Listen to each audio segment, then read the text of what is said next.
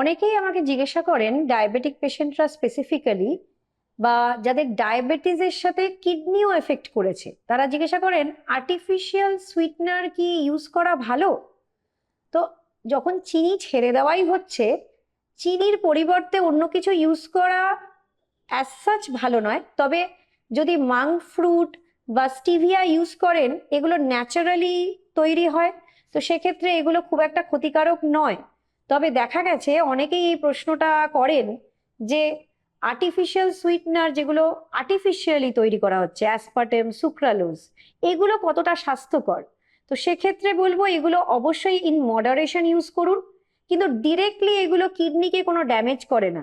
তবে অনেকেই যেটা করেন, এই আর্টিফিশিয়াল সুইটনার দিয়ে বানানো এই নো ক্যালোরি যে সোডাস গুলো বানানো হয়, এইগুলো বেশি খেলে কিন্তু কিডনি এফেক্ট করতে পারে।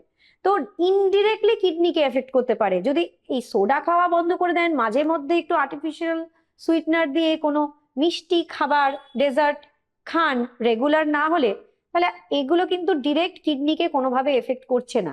এটা একটা মিথ, এর মধ্যে থাকবেন না। তবে anything over uses of chemical যে কোনোভাবে শরীরকে ড্যামেজ করতে পারে, আর তার মধ্যে কোনো অ্যাডাল্টারেশন আছে কিনা সেগুলো অবশ্যই ইনগ্রেডিয়েন্ট দেখে কিনবেন।